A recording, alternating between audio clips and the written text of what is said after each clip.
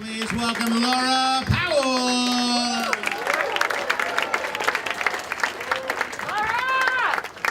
Hi, everybody. Well, I know what you're thinking. Another teenager.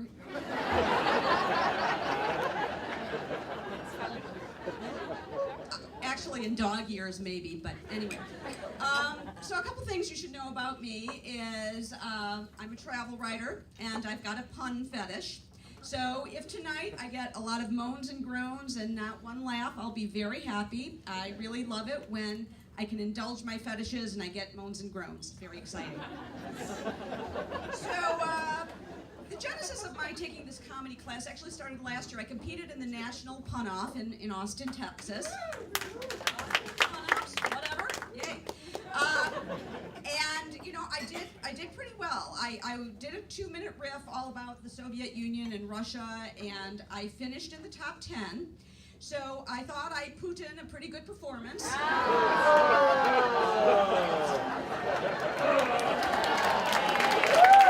you, and good night. But anyway, see, now you distracted me. I wasn't expecting laughing, I was expecting moaning. But anyway, there's always room for improvement, and so that's why I took this class. And when we were trying to figure out what it was I was going to talk about, my instructor said, well, you know, you're a travel writer, that's really interesting, talk about that. And I'm like, well, you know, the thing is, everyone thinks my life is really glamorous, that, you know, I jet set around the world, and I have a man in every port, and I have a porter carrying my Louis Vuitton luggage everywhere. And, you know, it's just really, really not like this. But, you know, I do understand why the stereotype persists. You know, you've got a lot of these average white middle-aged women like me who write these books. You know, they have a midlife crisis, and they decide, I'm going to go off around the world and discover myself. And I'm going to go to Italy and buy a house under the Tuscan sun. And I'm going to go around the world and go eat, love, and preying on unsuspecting men. And inevitably, you know, they find love with a hunky man with washboard abs, and they fall in love, the end. Well, that's just not the way it works for me. I mean, if I go to Italy, it's under the Tuscan sunburn. You know, I could write 50 Shades of Earl Grey, but that would be a tease.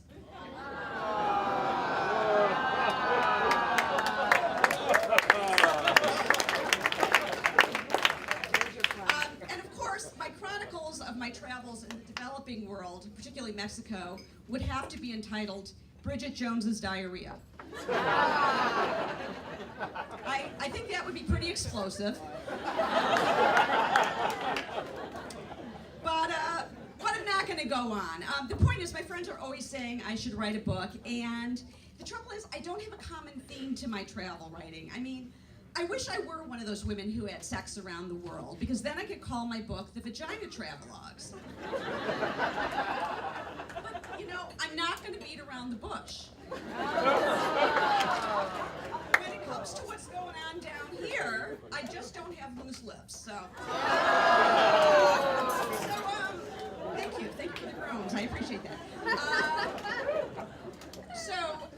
Then I thought, well, you know, gee, it was too bad I'm not one of those intrepid travelers, you know, the ones that climb Kilimanjaro, or they go across Antarctica, or they end up in Iraq and have to shave off their arm after 128 hours. I mean, I might end up in Baghdad, Iraq,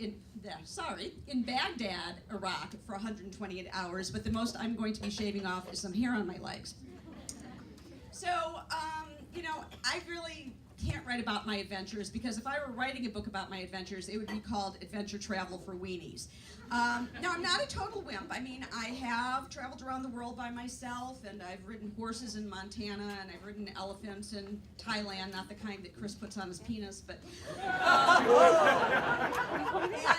and I've even ridden a camel in Australia, which is to say that I have experienced camel toe down under. Hey!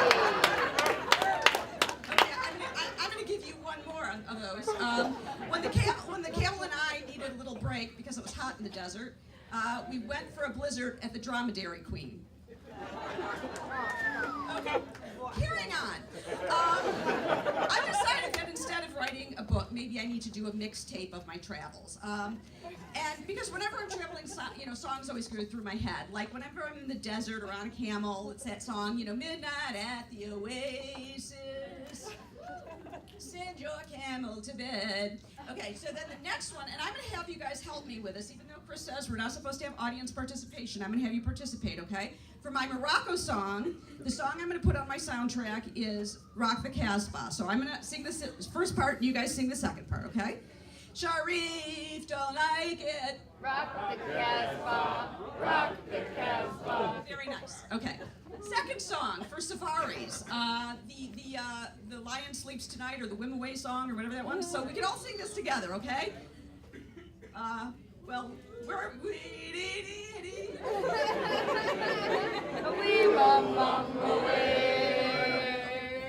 All right.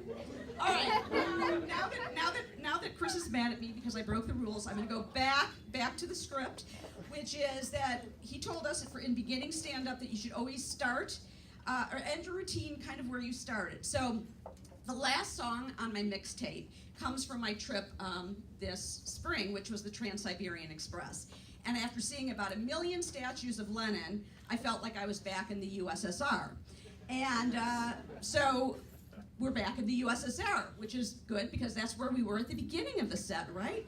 So I guess this is a really good time for me to go and drop off the stage. And I do wish that you will give me high marks for this performance. And I wish you all a good night.